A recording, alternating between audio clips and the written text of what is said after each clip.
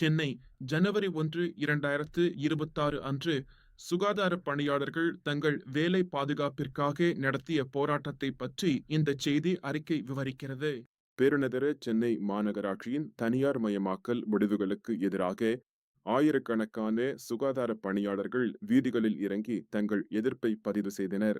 இந்த தொழிலாளர்கள் பல ஆண்டுகளாக தேசிய நகர்ப்புற வாழ்வாதார இயக்கத்தின் கீழ் பணிபுரிந்து வருகின்றனர். ஆனால் தனியார் மயமாக்கல் அவர்களின் வேலைகளை அச்சுறுத்துகிறது.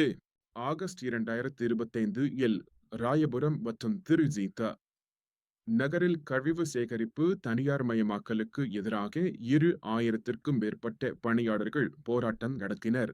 ஆகஸ்ட் 13, 2025 அன்று 13 நாள் போராட்டத்திற்கு பிறகு சுமார் 800 சுகாதார பணியாளர்கள் காவல்துறையினரால் தடுத்து வைக்கப்பட்டனர். இதற்கு பதிலளிக்கும் விதமாக ஆகஸ்ட் 14, 2025 அன்று திமுக அரசு துப்புரவு பணியாளர்களுக்காக 6 நலத்திட்டங்களை அறிவித்தது.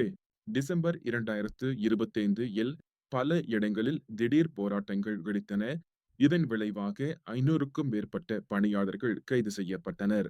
டிசம்பர் 27, 2025 அன்று தலைமைச் செயலகத்தை நோக்கி பேரணியாக சென்ற நூற்றுக்கணக்கான பணியாளர்கள் தடுத்து வைக்கப்பட்டனர்.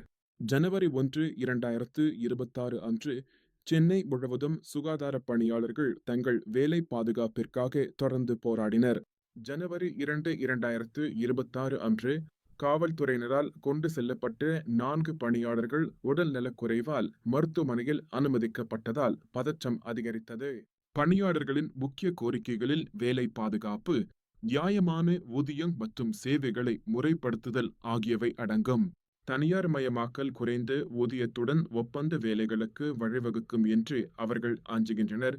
இது மாத ஊதியத்தை 23,000 ரூபாயிலிருந்து 15,000 ரூபாயாக குறைக்கும். அடிப்படை தொழிலாளர் உரிமைகள், ஊதியத்துடன் கூடிய விடுமுறை நாட்கள் மற்றும் பணி நேரத்திற்கு மேல் வேலை செய்வதற்கான இழப்பீடு ஆகியவற்றையும் அவர்கள் கோருகின்றனர். பணியாளர்கள் இழந்த வேலைகளை மீண்டும் வழங்க வேண்டும் என்றும் நிரந்தர வேலை வாய்ப்பை உறுதி செய்ய வேண்டும் என்றும் வலியுறுத்துகின்றனர். தமிழ்நாடு அரசு இலவச காலை உணவு, வீட்டுவசதி மற்றும் சுகாதார பரிசோதனைகள் உள்ளிட்ட பல நலத்திட்டங்களை அறிவித்துள்ளது. முதலமைச்சர் மு.க. ஸ்டாலின் சுகாதார பணியாளர்களின் கண்ணியம் மற்றும் நலனுக்கான அரசின் உறுதிப்பாட்டை மீண்டும் உறுதிப்படுத்தியுள்ளார். சுகாதார பணியாளர்கள் பெரும்பாலும் முகமூடிகள் மற்றும் கையுறைகள் போன்ற பாதுகாப்பு உபகரணங்கள் இல்லாமல் வேலை செய்கிறார்கள். இது பல உடல்நல பிரச்சனைகளுக்கு வழிவகுக்கிறது. தலித் சமூகத்தைச் சேர்ந்த பணியாளர்கள் சமூக களங்கம் மற்றும் பாகுபாட்டை எதிர்கொள்கின்றனர். இது அவர்களின் சவால்களை மேலும் அதிகரிக்கிறது. மெட்ராஸ் உயர் நீதிமன்றம் தொழிலாளர் உரிமைகளை பாதுகாப்பதன் அவசியத்தை வலியுறுத்தியுள்ளது. மேலும் 48 நாட்கள் பணிபுரிந்தவர்களுக்கு நிரந்தர அந்தஸ்து வழங்கப்பட வேண்டும். இந்த தொடர்ச்சியான போராட்டங்கள் சுகாதார பணியாளர்களின் நியாயமான கோரிக்கைகளை அரசு கவனத்தில் கொள்ள வேண்டியதன் அவசியத்தை எடுத்துக்காட்டுகின்றன.